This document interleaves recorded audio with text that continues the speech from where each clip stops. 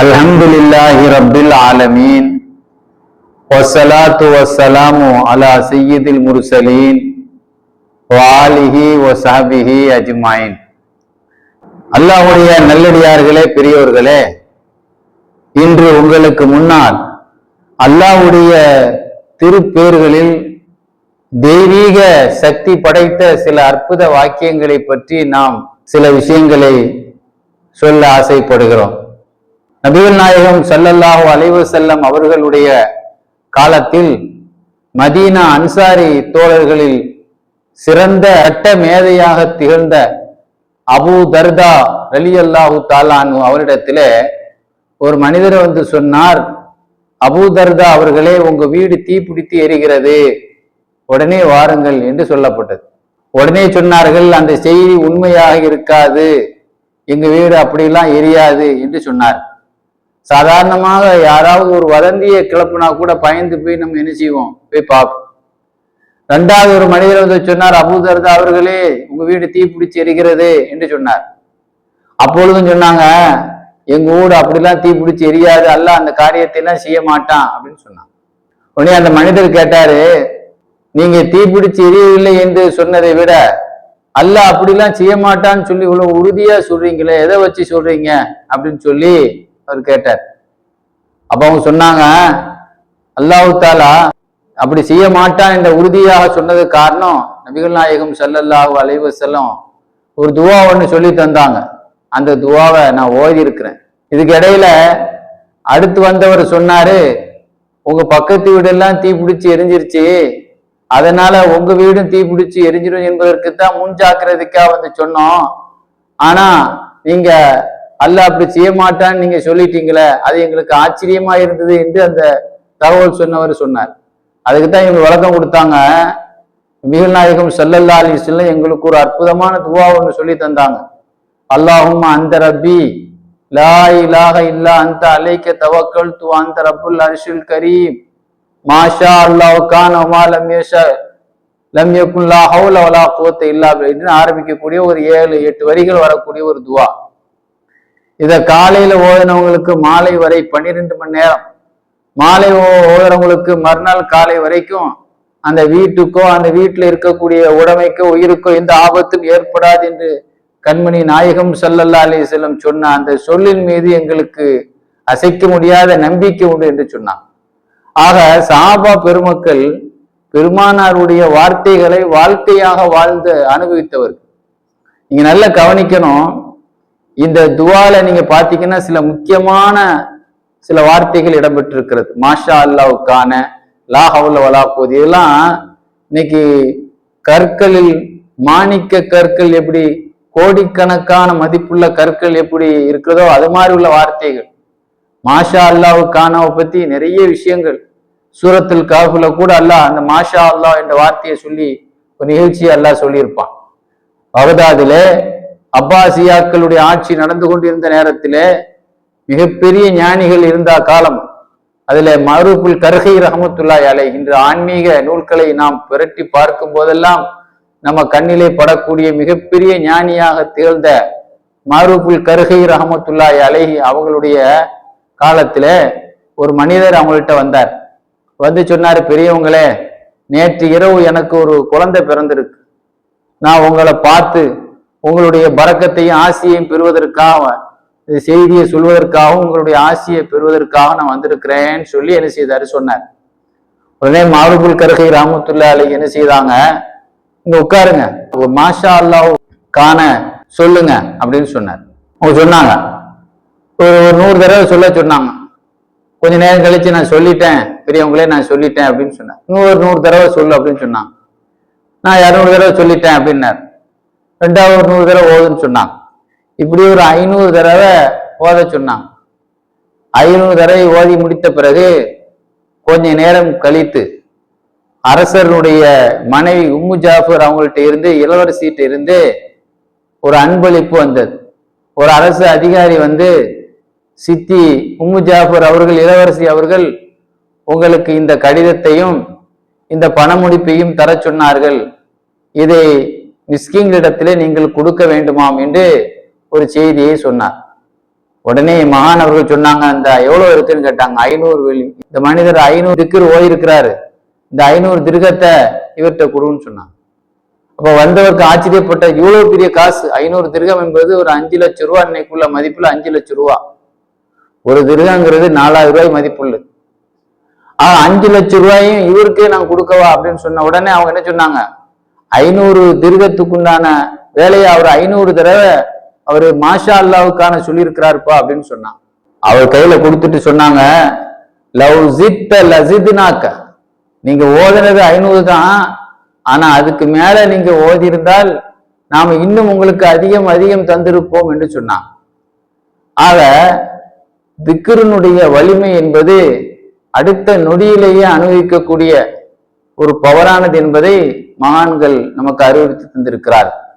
இதே போல இந்த நிகழ்ச்சியை எழுதிட்டு இப்னுல் ஜௌசி ரஹ்மத்துல்லாஹி அலைஹி அடுத்து ஒரு சம்பவம் எழுதியிருப்பாங்க.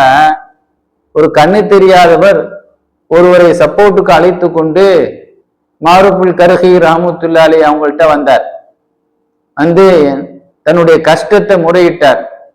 உடனே அவங்க என்ன சொன்னாங்க, போங்க போங்க, திரும்பி போங்க, அல்லாஹ் உங்களுக்கு ஆரோக்கியம் தருவானாங்க, மாஷா அல்லாஹ்வுக்கு ஓதிக்கிட்டு இருங்க வீட்டுல அப்படின்னு சொல்லி எதுவுமே கொடுக்காமலேயே உள்ள இருந்துட்டே என்ன செய்தாங்க, சவுண்டு போட்டாங்க. ஆக வந்தவர் திரும்பி போனார். போற வழியிலேயே ஒரு மனிதர் ஒரு குதிரையில, ஓ பெரியவரே, கண்ணு தெரியாதவரே அப்படின்னு சொல்லி நிக்க சொன்னார். ஆளை நிறுத்தி ஒரு பரிசு ஒண்ணு கொடுத்தார், ஒரு பண முடிப்பு. அதுல என்ன இருக்குன்னு திறந்து பார்த்த பொழுது தங்க காசுகள் இருந்தது. ஆனா அந்த கண்ணு தெரியாதவருக்கு மற்றற்ற மகிழ்ச்சி. நமக்கு இந்த செய்திய, இந்த மகிழ்ச்சியான இந்த செய்தியை குருநாதர்கிட்ட நம்ம தெரியப்படுத்திட்டு போவோம் அப்படின்னு சொல்லி மாரூஃபுல் கர்ஹி ரஹ்மத்துல்லாஹி திரும்ப வந்தார். வரும்போது சொன்னாங்களாம், உங்களுக்கு தான் நோக்கம் நிறைவேறிச்ச, ஏன் வந்தீங்க, போங்க போங்க, மாஷா அல்லாவுக்கான ஓதுங்கன்னு சொன்னாங்க. ஆக செல்வத்தை கொட்டக்கூடிய ஒரு சக்தி வாய்ந்த வார்த்தையில ஒரு வார்த்தை தான் மாஷா அல்லாவுக்கான. ஆக அதுவும் அபூ தர்தா ரலியல்லாஹு தஆலா அவர்களுக்கு சொல்லி கொடுத்த துவாவில் இடம்பெற்றிருந்தது. இன்னைக்கு பாருங்க, ஒரு மருத்துவரை போய் நம்ம பார்க்க போறோம்னா அவர் சில மாத்திரைகள் எழுதுவார். சில மாத்திரைகளை ஒரு 2-3 நாளைக்கு போட்டு நிறுத்திக்கங்க அப்படிம்பார். சில மாத்திரைகள் சத்து மாத்திரை மாதிரி எழுதுவார். சில மாத்திரை இதை நிறுத்தவே கூடாது அப்படிம்பார். அதுதான் ரொம்ப முக்கியமான மாத்திரையா இருக்கும். அதுபோல திக்ருனுடைய துவாக்களினுடைய அந்த வரிசையில நீங்க பாத்தீங்கன்னா, இந்த லா ஹவுல வலா குவத்த இல்லாங்கிறது எல்லா பிரச்சனையும் சுஜலாலு சொல்லும்போது, உங்களுக்கு 99 வியாதிக்கு மெடிசன் நான் உங்களுக்கு சொல்லவா, அதிலே குறைஞ்சபட்சம் கவலைன்னு சொன்னாங்க. கவலையில பல கவலை இருக்கு. சில பேர்களுக்கு பணக்கவலை இருக்கு, சில பேர்களுக்கு மனக்கவலை இருக்கு, சில பேர்களுக்கு வியாதியினுடைய கவலை இருக்கு, சில பேர்களுக்கு சொல்ல முடியாத பிசாசினுடைய கவலைகள் இருக்கிறது. பகதாதிலே மாமூன் ரஷீதுடைய ஆட்சி நடந்து கொண்டிருந்த காலம். அப்பொழுது மாமூன் ரஷீத் பாதிஷா என்ன பண்ணாரு, ஒரு கிறிஸ்துவரை கைது பண்ணி வருவதற்காக ஒரு அதிகாரியை, குதிரை வீரனை அனுப்பி வச்சிருந்தார். அவருக்கு அபராதமாக கிட்டத்தட்ட ஒரு 500 வெள்ளிங்கிறது 5 லட்சம் ரூபாய் அபராதமும் போட்டு அவரை கைது பண்ணிட்டு வான்னு சொல்லி அனுப்பி வச்சிருந்தார். அப்படி கைது பண்ணிட்டு ரோட்ல வரும் பொழுது புல் மூட்டையை தூக்கி ரோட்ல ஒரு ஆள் போயிட்டு இருந்தார். அவருக்கு தூக்க முடியாம ஒரு பக்கம் சரியுது, அதை சரி பண்றாரு, இன்னொரு பக்கம் சரியுது. உடனே அவர் என்ன செய்தாரு, லா ஹவுல வலா குவத்த இல்லா பில்லா அப்படின்னு சொன்னார். இதை அந்த கிறிஸ்துவர் கவனிச்சார். பார்த்துட்டு அப்படியே அதிர்ச்சி அடைஞ்சிட்டார், ஆச்சரியப்பட்டார். அப்ப அந்த இஸ்லாமிய அந்த குதிரை வீரர் அதிகாரி சொன்னாரு, ஏங்க நீங்களே கிறிஸ்துவரா இருக்கீங்க, இந்த திக்ரை பார்த்து நீங்க ஆச்சரியப்படுறீங்க, ஆச்சரியப்படுற நீங்க இஸ்லாத்துக்கு வந்திருக்கலாமே அப்படின்னு சொல்லி அவர் கேட்டார். உடனே அந்த கிறிஸ்துவர் சொன்னாரு, நான் ஆச்சரியப்படுறதுக்கு காரணம் என்ன அப்படின்னா, இந்த லாஹவுல வலா குவத்தைங்கிற வார்த்தைய நான் வானத்துலதான் கேட்டேன், அடுத்து இங்கதான் கேட்கிறேன், அதனால அந்த வார்த்தையா இருக்குதுன்னு நினைச்சுதான் நான் ஆச்சரியமா பார்த்தேன். அரசர்கிட்ட கைது பண்ணி அரசரிடத்துல சென்ற பொழுது மாமூன் ரஷீதுட்ட இந்த செய்தியை சொன்னார். இவர் இந்த மாதிரி நிகழ்ச்சியை சொல்றாரு, வானத்துல பார்த்தேன், இந்த திக்ரை கேட்டாங்கிறாரு அப்படின்னு சொல்லி மன்னர்கிட்ட சொன்ன உடனே மன்னர், எப்பொழுது நிகழ்ச்சி நடந்தது, நீ எப்போ வானத்துக்கு போனேன்னு கேட்டார். அப்ப அந்த செய்தியை அவர் சொன்னாரு, இது மாதிரி எனக்கு ஒரு பெரிய வாப்பா, வசதி உள்ள ஒரு செல்வந்தர் இருந்தாரு, அவருடைய மகளை திருமணம் முடித்து கொடுப்பதற்காக வேண்டிய ஏற்பாடு நடந்தது. நான் பெண்ணு கேட்டேன், எனக்கு தரமாட்டேன்ட்டார். வேற ஒரு ஆளுக்கு திருமணம் முடிச்சு வச்சார். முதல் இரவுலேயே அந்த கணவன் இறந்துட்டார். ரெண்டாவது நான் பெண்ணு கேட்டேன், அப்பவும் எனக்கு தரல. இன்னொரு ஆளுக்கு கட்டி கொடுத்தாரு, அவரும் முதல் இரவுலேயே இறந்துட்டார். மூணாவதும் முதல் இரவுலேயே அந்த கணவர் இறந்துட்டார். நாலாவது நான் கேட்ட உடனே வேற யாரும் அமையாததுனால பயந்து போய் கல்யாணம் முடிக்க பயந்ததுனால எனக்கே திருமணம் முடிச்சு வச்சுட்டார். நான் திருமணம் முடிச்சு மனைவியோடு இருக்கும்போது ஒரு பெரிய ஷைத்தான் ஒரு மலை உருவத்துல வந்து கத்துனா, யாரு என்று தெரியுமா? உனக்கு முன்னால் உள்ளவங்களுக்கு நடந்த நிகழ்ச்சிகள் உனக்கு தெரியாதா? நீ எங்க வந்தாய் அப்படின்னு சொல்லி கத்துனா. அப்ப நான் என்னுடைய மனைவி வீட்டுக்கு நான் வந்திருக்கிறேன் அப்படின்னு சொன்ன உடனே, நான் உனக்கு அனுமதிக்க மாட்டேன், அவங்களுக்கு என்ன நிலை ஏற்பட்டதோ அதே நிலை தான் உனக்கும் ஏற்படும் அப்படின்னு சொன்னான். வேணா நீ ஒரு நாள் மனைவி வைத்துக்கோ, ஒரு நாள் நான் மனைவி வைத்துக்கிறேன் அப்படின்னு சொல்லி பேரம் பேசினான். கடைசியில பயந்து போய் நான் அதுக்கு சம்மதிச்சிட்டேன். ஒரு நாள் அவன் என்கிட்ட சொன்னான், நான் இன்னைக்கு வானத்துல ஒட்டு கேட்க போறேன், என்னுடைய போகக்கூடிய முறை என் கூட வந்துக்கோ, என் உடம்பணி இறுக்கமா பிடிச்சுக்கோன்னு சொன்னான். நான் நினைச்சா வானத்தை கூட தொட்டுற முடியும், அந்த அளவுக்கு பக்கத்துல போனோம். உள்ள இருந்து லா ஹவுல வலா குவத்த இல்லா பில்லான்னு ஒரு சவுண்டு கேட்டுச்சு. அத்தனை பேரும் குப்புறம் வந்து கீழே விழுந்தோம். அதுக்கு பிறகு நான் உஷாராயிட்டேன், இவனை நாம் அழிக்க வேண்டுமானால் இந்த ஒண்ணுதான் நமக்கு தற்காப்பு ஆயுதம் என்று புரிந்து கொண்டு நான் என் வீட்டுக்கு சென்றேன். என் வீட்டில் இருக்கக்கூடிய ஓட்டைகள் சந்து பொந்து எல்லாத்தையும் ஜன்னலையெல்லாம் அடைச்சேன். இரவு நேரத்துல அவன் வரக்கூடிய நேரம் வந்த பொழுது உள்ளே நுழைய முற்பட்டா நான் கதவை அடைத்து விட்டு என்னுடைய வாயை கதவில் வைத்து 3 தடவை சத்தமாக லா ஹவுல வலா குவத்த இல்லா பில்லா என்று நான் என்ன சொன்னேன். அப்பொழுது பயங்கரமான ஒரு சத்தம் ஒண்ணு கேட்டுச்சு. உள்ள இருந்து என்னுடைய மனைவி என்னை அழைச்சா, வேகமா சீக்கிரம் வாங்கன்னு. நான் 3 தடவை சொல்லிட்டு போன பொழுது அவள் சொன்னால், நீங்கள் முதல் தடவை சொன்ன பொழுது ஷைத்தான் தப்பி ஓடுவதற்கு வழியை தேடினான். 2வது தடவை நீங்க சொன்ன பொழுது ஒரு நெருப்பு வந்து அவனை சூழ்ந்து கொண்டது.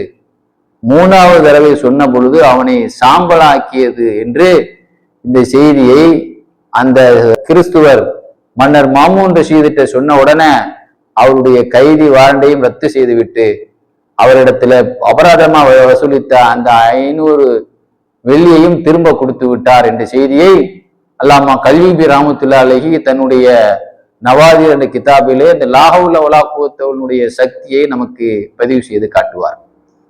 சஹாபா பெருமக்கள் மிகப்பெரிய போர், பாரசீக போர், ஈரானை வெல்வதற்காக சயத் இப்னு அபி வக்காஸ் ரலியல்லாஹு தஆலா தலைமையிலே பாரசீகத்தினுடைய அந்த எல்லையை நெருங்கிய பொழுது தஜிலா நதி குறுக்கே இருந்தது. எதிரிகள் முன்னெச்சரிக்கைக்காக அங்கு இருக்கக்கூடிய அத்தனை படகுகளையும் கப்பல் அத்தனையுமே அவர்கள் ஒழித்து வைத்து விட்டார்கள். ஆக மிக பிரம்மாண்டமான நதி குறுக்க இருக்கிறதுனால நாம் நினைத்தால் கப்பலிலே அவர்களே தாக்கலாம், அவர்களால் நம்மிடத்திலே வர முடியாது, நமக்கு ஒரு ஆறே ஒரு பாதுகாப்பா இருக்கிறது என்று நினைத்து கொண்டார். இந்த சமயத்துல எப்படி நாம அந்த நதியை கடந்து போவது என்று யோசித்துக் கொண்டிருந்தார்கள். இதுக்கு இடையில உள்ளூர்வாசிகள் அவர்கள் சில பாதைகளை சொன்னார்கள். இந்த வழியா போங்க, கொஞ்சம் மணல் அதிகமா இருக்கும், மேடா இருக்கும், பெயர்லான்னு சொன்னாங்க. ஆனா அதை நம்பி தன்னுடைய படை வீரர்களை தண்ணியிலே இரையாக்குவதற்கு அவர்கள் மனது வரவில்லை. யோசித்துக் கொண்டு இருந்த பொழுது ஒரு நாள் ஒரு கனவு காணுகிறார்கள். கனவிலே குதிரைகளோடு தண்ணியிலே அனைவரும் இறங்குவது போல ஒரு கனவு கண்டார். உடனே அவர்கள் அது தெளிவாகிவிட்டது, அல்லாஹ் நமக்கு இதைத்தான் நாடி இருக்கிறான், இதைத்தான் நமக்கு வலியுறுத்துகிறான் என்று புரிந்து கொண்டு படை வீரரிடத்திலே ஒரு உரையாற்றினார்கள். படை வீரர்களே, எதிரிகள் நமக்கு பின்னால் இல்லை, எதிரிகள் நமக்கு முன்னால் தான் இருக்கிறார்கள். அவர்கள் நினைத்தால் நம்மை கப்பலிலே வந்து தாக்கி விடுகிறார்கள், ஆனால் நாம் அவ்வளவு சுலபமாக அவரிடத்திலே செல்ல முடியாது. ஆனால் இதே நதியிலே இறைவன் மீது நம்பிக்கை வைத்துக் கொண்டு நாம் இறங்குவோம் என்று அவர்கள் நஸ்தஈனு பில்லா வனதவக்கலு அலல்லாஹ் லா ஹவுல வலா குவத்த இல்லா பில்லா ஹஸ்புனல்லாஹு நிஅமல் வக்கீல் போன்ற திக்ர்களை தாலிக தக்தீருல் அஸீஸில் அலீம், இது எங்கள் இறைவனின் ஏற்பாடு என்ற குர்ஆனுடைய யாசீன் அல்லாஹ் சொல்லக்கூடிய இந்த வரிகளையும் சொல்லியவர்களாக பிஸ்மில்லா என்று சொல்லி படைகளை இறக்கினார்கள். ஆக அந்த யூப்ரட்டிஸ் நதி இருக்கிறது, அந்த தஜிலா நதி, அது அன்னைக்குள்ள நிலவரப்படி வெள்ள அபாயமுள்ள நாளாக எக்கச்சக்கமான தண்ணிகள், யாரும் கடக்க முடியாத அளவுக்கு வெள்ளம் போன நேரத்துல கூட பயம் இல்லாமல் தரையில் நடந்து பேசிக்கொண்டு செல்வது போல குதிரையினுடைய இடுப்பு அளவுதான் தண்ணியே இருந்தது. சாதாரணமா கோடை காலத்துல பெரிய பெரிய நதிகள் எல்லாம் முட்டு வரைக்கும் இடுப்பு வரைக்கும் தான் தண்ணி இருக்கும். அந்த மாதிரி வெள்ள அபாய நாள்ல கூட அல்லாஹ் அந்த குதிரைகள் இடுப்பு அளவு நீந்துற அளவுக்கு தான் அல்லாஹ் அந்த தண்ணியை அவங்களுக்கு ஆக்குனான். தரையில போலவே ஃபீலிங்ல அந்த உணர்விலேயே போனாங்க. யாருக்குமே அந்த பதற்றம் இல்லை. சொல்ல போனால் திடீர்னு அவர்களுக்கு ஒரு களைப்பு ஏற்பட்டால் அந்த தண்ணிக்குள்ள இருந்து ஒரு மண் திட்டு மேலே உயரமான ஒரு ஒரு குட்டி மண் திட்டு மாதிரி வெளிப்படும், அதுல கொஞ்ச நேரம் உட்கார்ந்துக்கிடுவாங்க. அதே போல குதிரைகள் ஓய்வு எடுக்கிறதா இருந்தா கூட திடீர்னு அந்த தண்ணியில இருந்து ஒரு திட்டு மணல் திட்டு வெளிப்படும், அதுல அந்த குதிரை ஓய்வு எடுத்துக்கொண்டு செல்லுமா. இப்படி அந்த பாரசீக மக்கள் எதிர்பார்க்காத நிலையில் திடீரென்று அவர்கள் கரையை கடந்ததும் அவர்கள் அவசரமாக தங்களுடைய செல்வங்களை போட்டுவிட்டு ஓடினார்கள். பாரசீக மன்னர்களுடைய கஜானாவை கைப்பற்றி சுமார் 300 கோடி ரூபாய் மதிப்புள்ள செல்வங்களை அள்ளி கொண்டு சஹாபாக்கள் வெற்றியோடு திரும்ப வந்தார்கள் என்பது பாரசீக வரலாறு. அந்த நிகழ்ச்சியை பற்றி குறிப்பிடும் பொழுது மணல் திட்டுள்ள நாள், தண்ணீர் அதிகமான நாள் என்று அந்த வரலாற்றினுடைய நாளை குறிப்பிடுவார். அவங்க போகும்பொழுது சல்மான் பாரிசி ரலியல்லாஹு தஆலா அன்ஹு சஹாபாக்கள்ல தளபதி சஅத் இப்னு அபீ வக்காஸ் அவர்களை கூட கைகோர்த்தவர்களாக ஒமாக்கால் நஃப்ஸின் அன் தமூத இல்லா பிஇذنில்லாஹ், அதாவது அல்லாஹ்வுடைய நாட்டம் இருந்தாலே தவிர மரணம் வராது என்ற வசனங்களை எல்லாம் ஓதியபடி சஹாபாக்கள் தைரியமாக ஆக்ரோஷமாக அந்த போரை வெற்றிகரமாக முடித்தார்கள் என்றால் அவர்கள் பயன்படுத்திய கடைசி வார்த்தை லா ஹவுல வலா குவத்த இல்லா பில்லாஹ். லா ஹவுல வலா குவத்துங்கிறது சகலகலா வல்லமை பெற்ற ஒரு அற்புதமான ஒரு தெய்வீகமான ஒரு சக்தி வாய்ந்த ஒரு திக்ர் அப்படிங்கிறது நமக்கு பல்வேறு நிகழ்ச்சிகள்ல நாம் பார்க்க முடியும். அது போல நீங்க பாத்தீங்கன்னு சொன்னா இந்தியாவில இருக்கக்கூடிய உலகம் உள்ள இருக்கக்கூடிய ஆன்மீக தரீகா நக்ஷபந்தியா தரீகாவில சார்ந்த எத்தனையோ தரீகாக்கள் இன்னைக்கு உலகத்துல இருக்கிறது. அந்த தரீகாவில நக்ஷபந்தியா தரீகாவை சார்ந்த முகம்மது ஹான் நக்ஷபந்தி ரஹமத்துல்லாஹி அலைஹி மக்காவை சார்ந்தவங்க, அவங்கள்ட்ட ஒரு அறிஞர் வந்து சொன்னாரு, ஒரு மனிதர் வந்து சொன்னாரு, பெரியவங்களே இது மாதிரி எனக்கு ஒரு பெண்ணின் மீது காதல் ஏற்பட்டு அதனால் நான் விபச்சாரம் செய்கிற அளவுக்கு ஒரு நிலைக்கு நான் மனது உறுதியாக ஆகிவிட்டது. நான் விபச்சாரம் பண்ணிடுவேனோ என்ற ஒரு பயம் எனக்கு இருக்கிறது. அதிலிருந்து எனக்கு தடை செய்யறதுக்கு வேறு எந்த வழியும் இல்லை. அதனால நாளைக்கு அல்லாஹ் முன்னிலையில நாம் ஒரு ஹராமான ஒரு செய்த நிலையில முழிக்கக்கூடாது என்பதற்காக வேண்டி அதிலிருந்து நான் எப்படி விடுபடணும்னு தெரியாம முழிக்கிறேன் என்று தன்னுடைய கஷ்டத்தை முறையிட்டார். உடனே இதை கேட்டு ரொம்ப கவலை அடைந்த மகான் அவர்கள் சொன்னாங்க, லா ஹவுல வலா குவத்த இல்லா பில்லா என்று சொல் அப்படின்னு சொன்னாங்க. நான் அது நிறைய ஓதிட்டு வர்றேன், அதே திக்கிறேன், நான் நிறைய சொல்றேனே அப்படின்னு சொன்னாங்க. அப்ப இவங்க சொன்னாங்க, நான் சொல்லித்தர மாதிரி சொல் அப்படின்னாங்க. ஏன்னா இன்னைக்கு திக்ருங்கிறது ஒண்ணுதான், ஆனா அதை ஓதக்கூடிய நேரங்கள் இருக்கிறது, அது ஓதக்கூடிய முறைகள் இருக்கிறது, அது ஓதக்கூடிய ஒழுக்கங்கள் இருக்கிறது. அல்லாஹ் குர்ஆன் ஷரீஃப்ல யா ஐயுல்லதீன ஆமனு துக்ருல்லா திக்ரன் கசீரா, அதிகமா திக்ர் செய்யணும் அப்படின்னு சொல்லிட்டு ஒரு சப்பிஹூஹு புக்ரத்தம் வாசீலா 2 டைம் நமக்கு அல்லாஹ் பிரிச்சு தர்றான். காலையில் அதிகமா செய்யுங்கள், மாலையில். அப்ப பரக்கத்தான் நேரங்கள், மலக்குமார்களுடைய இபாதத்துக்குரிய நேரம், வானவர்கள் இறங்கக்கூடிய நேரம், அல்லாஹ்ட்ட ஏற்றுக்கொள்ளப்படக்கூடிய நேரம். ஆக இப்படி பல்வேறு சிறப்பு அம்சங்கள் ஒழுக்க முறைகள் இருக்கிறது. அதனால நான் சொல்லித்தர முறையில நீ அதை சொல் அப்படின்னு சொன்னான். நான் அதுபடி நான் சொன்னேன். அதுக்கு பிறகு எனக்கு அவளுடைய பிரிய மோகம் என் உள்ளத்தை விட்டும் திரையாகிவிட்டது, தடையாகிவிட்டது. எந்த அளவு என்றால் அலெக்சாண்டருடைய சுவர் எவ்வளவு ஸ்ட்ராங்கா, அது மாதிரி ஸ்ட்ராங்கா எனக்கு அந்த பிரியமே போய்விட்டது. சொல்ல போனால் 3 வருடம் எனக்கு என்னுடைய வீரியமே உடம்புல ஒரு மோகத்தினுடைய வீரியமே இல்லாமல் போய்விட்டது என்று சொல்லி காட்டுவார். ஆக எந்த ஒரு மருத்துவரும் எந்த ஒரு மனோ தத்துவ ஒரு டாக்டராலும் செய்ய முடியாத வேலையை மிகப்பெரிய சக்தி வாய்ந்த திக்கர்கள் செய்திருக்கிறது என்பதைத்தான் நபிகள் நாயகம் ஸல்லல்லாஹு அலைஹி வஸல்லம் அதுல 99 வியாதிக்கு மருந்து இருக்கு என்பதை நமக்கு சொல்லி காட்டினாங்க.